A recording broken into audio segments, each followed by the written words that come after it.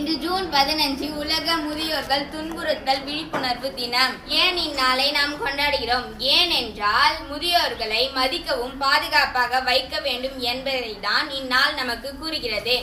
முதியோர்கள் நமக்கு அனுபவ வாழ்க்கையை மட்டும் சொல்லாமல் பல அறிவியல் விஷயங்களையும் கற்றுக் கொடுத்துள்ளன. உதாரணமாக இயற்கை மருத்துவம், இயற்கை உணவு, சரியாக நேரத்தை செலவிடுதல் என்பதையெல்லாம் அவர்கள் அனுபவ வாழ்க்கையில் இருந்து வந்த அறிவு ஆகும்.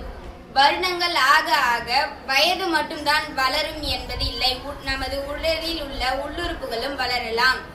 அதனால் முதியோர்களுக்கு ஏற்படும் பிரச்சனைகள், உடல்நிலை பிரச்சனைகள், பிறரை சார்ந்திருக்கும் நிலை, தனிமை, பொருளாதார சார்பு போன்ற காரணங்களால் துஷ்பிரயோகம் அல்லது புறக்கணிப்புக்கு ஆளாகும் அபாயமும் உண்டு.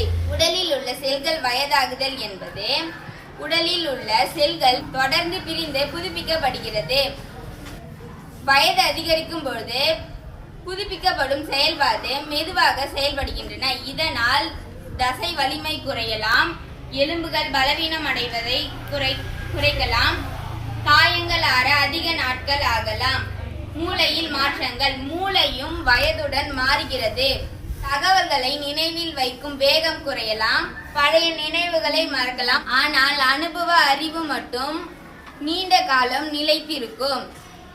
நோய் எதிர்ப்பு அமைப்பு, வருடங்கள் ஆக ஆக வயது மட்டும்தான் அதிகரிக்கும் என்பதில்லை, அதனுடன் நோய் எதிர்ப்பு சக்தி குறையலாம். அதனால் மற்றும் சில நோய்கள் உண்டாகும் வாய்ப்புகளும் அதிகம். இதனால் நம் முதியோர்களை பாதுகாப்போம் என்று உறுதியளிக்கிறோம். நன்றி.